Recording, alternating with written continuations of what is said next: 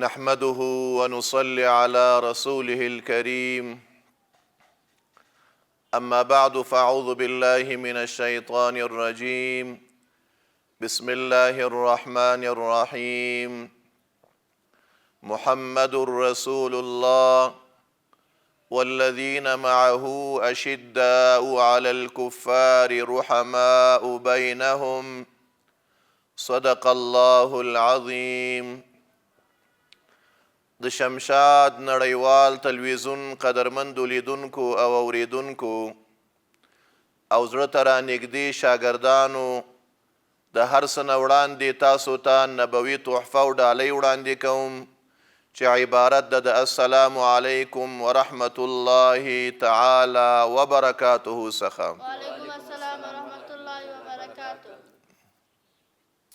قدرمندو او عزتمندو لیدونکو او اوریدونکو او زړه ته رانږدې شاګردانو، نن درته د صحابه کرامو د سیرت مبارکه په سلسله کې د جلیل القدر صحابي حضرت اسامه ابن زید رضی الله عنه د هغه په ژوند مبارک، د هغه په زندګۍ، د هغه په مناقب او فضایلو باندې درته رڼا اچوم.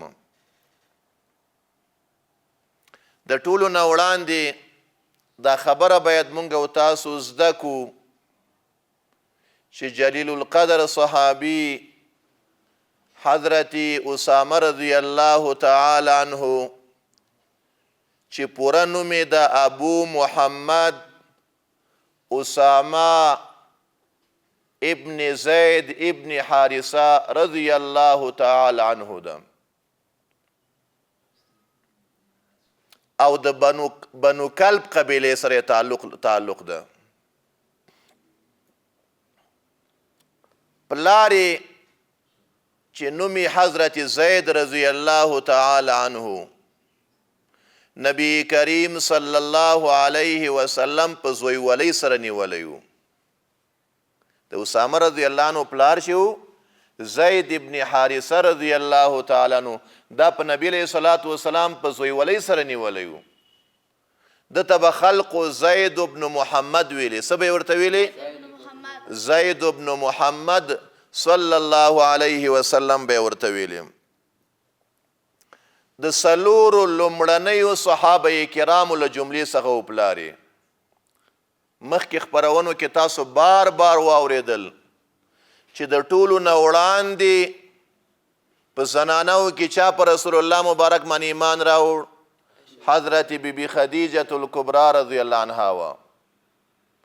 د قریشو د اشرافو له جملې څخه حضرت سیدنا څوک و؟ صدیق اکبر رضی الله تعالی عنه. په ماشومانو کې څوک و؟ حضرت علی المرتضی رضی الله تعالی عنه. او په غلامانو کې څوک؟ حضرت زید ابن حارثه رضی الله تعالی عنه چې دا د اسامه رضی الله تعالی عنه پلارو. دی د څلورو لومړنیو صحابه کرامو له جملې څخه و چې ایمان یې راوړی و. په وړوکوالي کې ډیر وړوکی و چې په رسول الله مبارک صلی الله علیه وسلم باندې ایمان راوړ. او مور بیبي چې وه د هغه نوم و برکت. برکت بیبي. څه شی و؟ برکت بیبي وه. ام ایمن هم ورته ویلې. څه شی ورته ویلې؟ ام ایمن رضی الله تعالی عنها. رسول الله مبارک بیا د ام ایمن په غیږ کې رالوی شوی ده. د نبی کریم صلی الله علیه وسلم تربیت، د رسول الله مبارک صلی الله علیه وسلم پالنه همدغې بیبي کړې ده. ام ایمن ورته وایي یا ام ایمن ورته وایي. نبی کریم صلی الله علیه وسلم به دې بیبي ته د مور نه ویلې. څه به یې ورته ویلې؟ د مور نه به یې ورته ویلې، وایي دا زما مور ده. یو ځل نبی علیه الصلاة والسلام د صحابه کرامو سره ناست او دغه بیبي راغلله. ډېره زړه وه، نبی کریم صلی الله علیه وسلم ورته پورته شو او خپل صادر ورته هوار ک او ډیر په ادب او ډیر په احترام سره کېنوله. صحابه کرام ډیر تعجب وکړ، حیران شول چې دا څومره نیکبخته او خوشبخته بیبي ده چې رسول الله مبارک ورته پاسید او رسول الله مبارک احترام وکړ او په خپل صادر مبارک باندې کېنوله. نبی علیہ الصلوۃ والسلام وفرمایل وای دا زما مور ده. دا څوک وه؟ دا ام ایمن وه، د حضرت اسامه رضی الله تعالی عنه مور بیبي وه او د حضرت زید رضی الله تعالی عنه میرمن وه.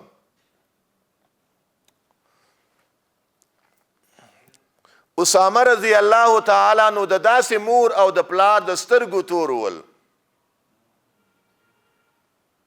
چې پلار ته نبی علیہ الصلوۃ والسلام څه ویلی و؟ زوی ویلی و.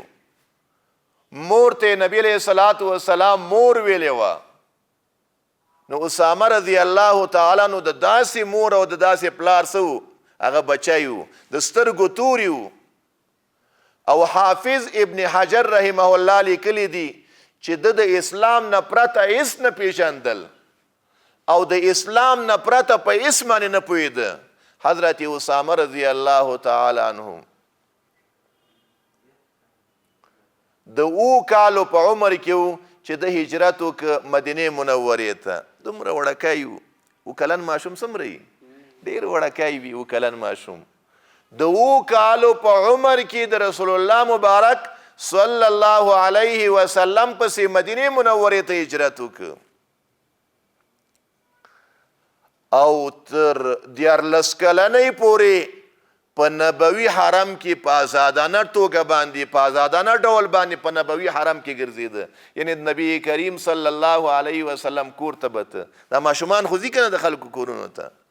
نو دی تر 14 کالو د نبی علیه الصلاۃ والسلام ورسره دومره مینه وه، د رسول الله مبارک ورسره دومره محبت و، دومره د نبی علیه الصلاۃ والسلام خوښ و چې دی به نبوي حرم ته ته د رسول الله مبارک کور ته به ته هلته به د رسول الله مبارک صلی الله علیه وسلم خدمت کو. یو ځل دی تللی ده د رسول الله مبارک صلی الله علیه وسلم په کور کې تشریف فرما ده. د رسول الله مبارک صلی الله علیه وسلم په کور کې ناسته او د مؤمنانو مور ام المؤمنین بی بی عائشہ صدیقہ عفیفی کائنات رضی الله تعالی عنها و ارضاها هم ناسته ده. نبی علیہ السلام اسامه رضی الله عنه ته کتل دی ډېر ښایسته و. نبی علیہ الصلوۃ والسلام ورته کتل او بیا به مسکی کېده او خندل به. عایشه بیبي هم ناسته ده. رسول الله مبارک عایشې بیبي ته وایي که چیرته اسامه جلکی وای جلی وای نو ما به ورته وای ډېر زیورات اچولی وای، ډېرې ګاڼې به مې ورته اچولې وای او د د حسن او د د ښکلا او د د ښایست هغه چرچې به هر ځای کې کېدلې. هر ځای کې به یې خلکو تعریفونه کول، هر ځای کې به یې خلکو صفتونه کول که دی چېرته جلی وای او د هر طرف نه به ورته د خاصګارۍ هغه جرګې به ورته راتللې. که دی وای چېرته جلی وای نو ما به وای دومره ګاڼې او دومره زیورات به مې ورته اچولي وای. دا په احادیثو کې راغلی دي، په روایاتو کې راغلی دي او د صحیح بخاري شریف حدیث هم داسې ده. حضرت اسامه رضی الله تعالی عنه په خپله فرمایي چې زه به د رسول الله مبارک صلی الله علیه وسلم سره ناست وم. رسول الله مبارک صلی الله علیه وسلم به ما ته ډېره مینه راکوله تر دې پورې چې نبی علیه الصلاۃ والسلام به ناست و، زه به یې په دې خپل ښي ورون باندې په دې خپل ښي پتون باندې به یې کېنولی وم. لکه سړی چې ناست وي او داسې په دې خپل ښي ورون باندې څه و. مسند احمد روایت ده نبی علیہ الصلوۃ والسلام به په دې ښي ورون باندې او ښي پتون باندې به یې زه کېنولی وم او په دې چپ او ګیڼ پتون باندې به یې څوک کېنولی یو. حضرت حسن رضی الله تعالی عنه د علي رضی الله عنه بچی ول کنه حسن رضی الله تعالی عنه او حضرت حسین رضی الله تعالی عنه دا هم رسول الله مبارک صلی الله علیه وسلم ته ډیر ګران ول. نبی علیہ السلام به ورسره ډیره مینه کوله، څومره مینه چې د خپلو بچو د خپلو لمسو سره کوله. همدغسې مینه به یې چاته ورکوله؟ همدغسې مینه به یې حضرت اسامه رضی الله تعالی عنه ته ورکوله. وایي په یو پتون باندې به یې زه کېنولی وم او په بل پتون باندې به خپل لمسی حضرت حسن رضی الله تعالی عنه کېنولی و. او د بخاري شریف حدیث ته چې کله به رسول الله مبارک صلی الله علیه وسلم اودس کاو نو د اودس اوبه به ورته چا اچولې؟ د اودس اوبه به ورته حضرت اسامه ابن زید ابن حارثه رضی الله تعالی عنه اچولې. ما درته وویلې که نه چې دی به د نبوي حرم کې هغه آزاد و، د نبی علیه الصلاة والسلام کور ته به ننوته، د رسول الله مبارک صلی الله علیه وسلم خدمت به یې کاو.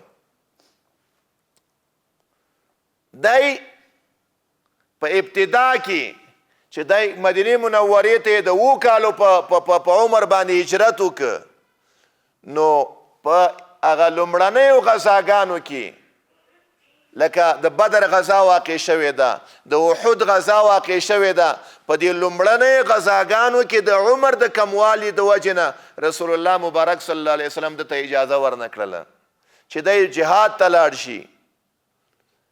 دی په جهاد کې شمولیت وکړي، دی په جهاد کې برخه واخلي. د عمر د کموالي په وجه باندې رسول الله مبارک صلی الله علیه وسلم ورته څه نه ورکوله؟ نبی علیه الصلاة والسلام ورته اجازه نه ورکوله. هو په فتح مکی کې کله چې مکه مکرمه فتح کېدله، دی د رسول الله مبارک صلی الله علیه وسلم سره په دې سفر کې ملګری و. نه تنها ملګری و بلکې په داسې انداز او په داسې شکل د رسول الله مبارک صلی الله علیه وسلم سره روانو. نبی علیہ السلام په خپل اوخه باندې سپورو او یو خواته حضرت عثمان رضی الله تعالی عنه روانو، بل خواته طلحه رضی الله تعالی عنه روانو، بل خواته ورسره خوا کې حضرت بلال رضی الله تعالی عنه ورسره روانو، او حضرت اسامه رضی الله تعالی عنه دا جلیل القدر صحابي چې ده د فتح مکی په دې عظیم سفر کې د نبی علیہ السلام سره ملګری هم او د رسول الله مبارک صلی الله علیه وسلم سره په اوخه باندې شاته ناستو. نبی علیہ السلام په خپله اوخه باندې شاته د ځان سره کېنولی و. د رسول الله مبارک دومره مینه وه، دومره محبت یو، دومره ورته ګران و رسول الله مبارک صلی الله علیه وسلم ته. په سنه 11 هجری کې نبی کریم صلی الله علیه وسلم د رومیانو سره د مقابلې په خاطر باندې او د شام د سرحدونو د حفاظت په خاطر باندې نبی کریم صلی الله علیه وسلم د مجاهدینو یو 200 کسیز لښکر برابر او تیار کړ. څو کسان یې تیار کړل؟ 200 تنه مجاهدین برابر کړل، 200 کسیز لښکر یې عیار که برابر یې که. په دې لښکر کې حضرت ابو بکر صدیق رضی الله تعالی عنه هم و، په دې لښکر کې حضرت عمر فاروق رضی الله تعالی عنه هم و، په دې لښکر کې ابو عبیده ابن الجراح رضی الله تعالی عنه غوندې شخصیت هم موجود و، په دې لښکر کې سعد ابن ابي وقاص رضی الله تعالی عنه هم و، په دې لښکر کې سعید ابن زید رضی الله تعالی عنه هم و. 200 کسانو دغه اکابرین صحابه کرام په دغه لښکر کې موجود ول، او دغه لښکر قومنده نبی علیہ السلام چاته ورکړه؟ حضرت اسامه ابن زید رضی الله تعالی عنه ته ورکړه. قدرمندو لیدونکو د پروګرام په دې برخه کې یوه لنډه دمه لرو، چېرته مه ځئ، بیا هم له موږ سره پاتې شئ.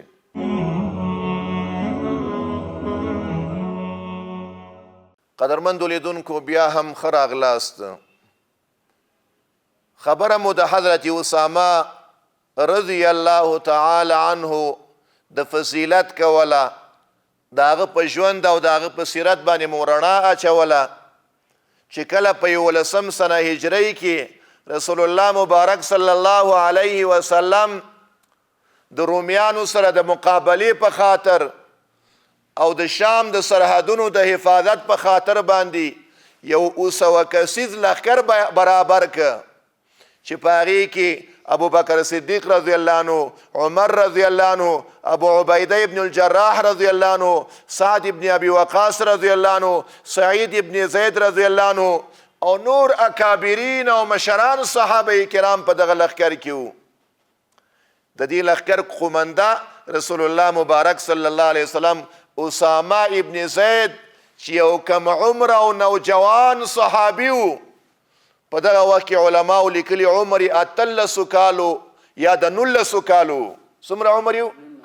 13 کالو یا د 19 کالو زلمی او ځوان صحابي وو. نو خلکو ډېر تعجب وکړ، خلک ډېر حیرانه شول چې څنګه د یو ځوان، د یو زلمی او د یو نوجوان صحابي تر قیادت لاندې دومره لوی لوی صحابه، دومره اکابرین صحابه کرام په دې جهادي سفر کې د جهاد دپاره ځي. د رسول الله مبارک د ژوند مبارک آخرنۍ شپې ورځې وي.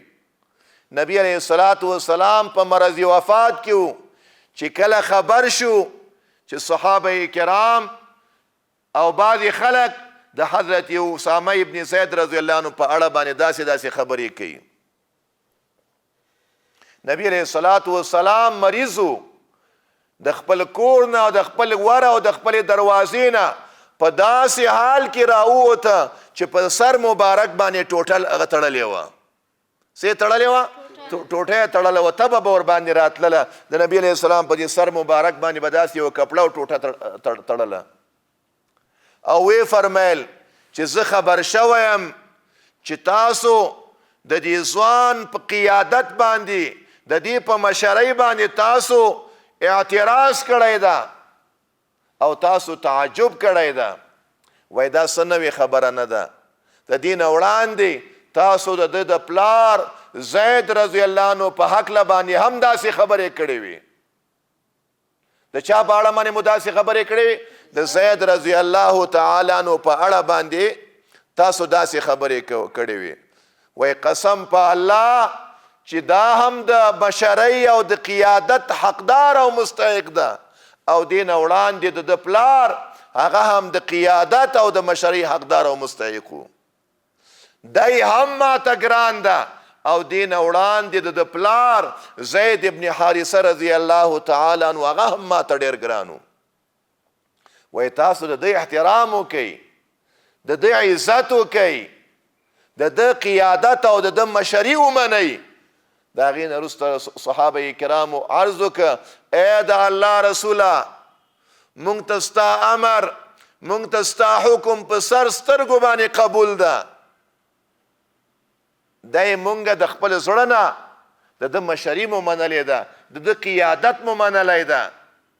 دی چې په موږ باندې رسول الله مبارک مشر مقرر کړی نو موږ یې مشري تسلیموو. ګرچې موږ نه په عمر کې کم ده، یو زلمی او نوجوان صحابي ده. رسول الله مبارک صلی الله علیه وسلم رحلت وکړ، له دنیا نه تشریف یووړ، خو د رسول الله مبارک صلی الله علیه وسلم د رسول الله مبارک صلی الله علیه وسلم د رحلت نه وروسته ابو بکر رضی الله عنه به ورسره ډېره مینه کوله د وجې د مینې د سید الکائنات نه چې رسول الله مبارک به ورسره مینه کوله. د رسول الله مبارک صلی الله علیه وسلم په ښي پتون باندې به ناست و لکه د بچي غوندې. د نبي علیه السلام په کور کې به خدمت کو نو داسې مینه ورته چا هم ورکوله؟ حضرت ابوبکر صدیق رضی الله عنه هم ورکوله. داسې مینه به بیا ورته حضرت عمر فاروق رضی الله تعالی عنه هم ورکوله. د عمر فاروق رضی الله عنه په دور خلافت کې عمر فاروق رضی الله تعالی عنه د مجاهدینو لپاره تنخواګانې مقرر کړې، معاشونه یې ورته وټاکل. نو خپل بچی عبدالله ابن عمر رضی الله تعالی عنہ ته څومره معاش مقرر ک څومره تنخواه ورته وټاکله 2,500 څومره 2,500 او حضرت اسامه ابن زید رضی الله تعالی عنہ ته 3,000 روپۍ معاش وټاک. دې ته عدالت وایا، دې ته انصاف ویلی کېږي چې خپل بچی ته کمه تنخواه، خپل بچی ته کم معاش، او د اسامه ابن زید رضی الله عنه غوندې صحابي ته هغې ته 3,000 روپۍ معاش مقرر کړ. نو دا بچی راولګېده عبدالله ابن عمر رضی الله عنه، هغه ورته وایي پلاره زه په کمې غذا کې په کم جهاد کې د ده نه وروسته پاتې شوی یم، یا زما پلار عمر صاحب یاداو یا ته د ده د پلار نه په کمه غذا کې وروسته پاتې شوی چې ما ته د معاش 2,500 مقرر کړی ده، تنخواه دې راته 2,500 مقرر کړې ده، او ده ته دې څو مقرر کړې ده؟ ده ته دې 3,000 مقرر کړې ده. نبی عمر فاروق رضی الله تعالی عنہ ورته وایي تر تا دی رسول الله مبارک صلی الله علیه وسلم ته ګرانو، دی د تا نه زیات رسول الله مبارک صلی الله علیه وسلم ته ګرانو، او د ده پلار ستا د پلار نه رسول الله مبارک صلی الله علیه وسلم ته زیات ګرانو، ځکه مې ده ته 3,000 معاش وټاکه. هغې نه وروسته عبدالله ابن عمر رضی الله عنه چې د خپل پلار امیر المؤمنین فاروق اعظم رضی الله تعالی عنہ د خولې نه دا کلمات او دا جملې واورېدلې، نو بیا به عبدالله ابن عمر رضی الله عنه هم د اسامه ابن زید رضی الله تعالی عنہ سره به ډېره مینه کوله، ډېر محبت به یې ورسره کوم. یو ځل مسجد نبوي کې د عبدالله ابن دینار سره یو هلک ناست و، یو ځوان ناست و. نو عبدالله ابن عمر رضی الله تعالی عنہ ورته وایي دا زلمی او دغه ځوان څوک ده؟ دا څوک ده؟ نو هغه ورته وایي دا زلمی او دغه ځوان چې ده د اسامه ابن زید رضی الله عنه بچی محمد صاحب ده. نو عبدالله ابن عمر رضی الله تعالی عنہ وفرمیل وایي که چیرې رسول الله مبارک ژوندی وای نو داسې مینه به یې د ده بچي ته هم ورکړې وای، څومره مینه چې رسول الله مبارک د چا سره کوله؟ د حضرت اسامه رضی الله تعالی عنه سره مینه کوله، داسې مینه به یې ده ته هم ورکوله. دی ظاهرا صورت او د سیرت دواړو نه ډېر ښایسته و. څه نه ښایسته و؟ د صورت او د سیرت نه ډېر زیات ښایسته و، او همدارنګې د زهد او د تقوا سمبول و. ډېره تقوا پکې وه، ډېره پرهیزګاري پکې وه. د شپې به زاهد و، ټوله شپه به یې په عبادت کې رونه تېروله، عبادت به یې کاو، او د ورځې به مجاهد و، د الله په لاره کې به یې جهاد کاو. د عبادت طریقې د رسول الله مبارک صلی الله علیه وسلم نه زده کړې وې. د نبی علیه السلام د عبادت هغه ټولې طریقې د لیدلې وې، په هغه طریقه باندې به یې عبادت کاو، په کومه طریقه باندې به چې رسول الله مبارک صلی الله علیه وسلم عبادت کاو. حتی دی سپین ږیری شو، بوډا شو، خو د دوشنبې په ورځ او د پنجشنبې په ورځ باندې به یې روژه نیوله. چا ورته ویې قربان تاسې خو ډېر کمزوري یئ، تاسې ډېر ضعیفه یئ، تاسو ولې د دوشنبې او د پنجشنبې په ورځ باندې روژه نیسئ؟ نو ده به ویلې چې ما رسول الله مبارک صلی الله علیه وسلم لیدلی و چې د دوشنبې او د پنجشنبې په ورځ باندې به یې روژه نیوله، نو ځکه زه روژه نیسم. د هغه صحابي و چې د دین دپاره د ایمان د وجې نه او د اسلام د وجې نه او د نبي آخر الزمان د خدمت د وجې نه، د تقوا او د پرهیزګارۍ او د زهد د وجې نه الله رب العالمین ورته په دنیا کې د صحابو ته لوی درجې ورکړې وې، لوی مقامونه یې ورکړي ول، لوی مرتبې ورته ورکړې وې. قدرمندو لیدونکو دا و د حضرت اسامه ابن زید رضی الله عنه د هغې هغه سیرت، د هغې هغه مناقب او فضایل. تر بلې خپرونې چې زه ستاسو په درانده حضور کې حاضرېږم، تاسو په لوی او لا یزال رب سپارم، هر چېرته چې یې الله محافظ، ناصر او مددګار شه. السلام علیکم ورحمة الله وبرکاته. وعلیکم السلام ورحمۃ اللہ وبرکاتہ. له لیدلو مو مننه.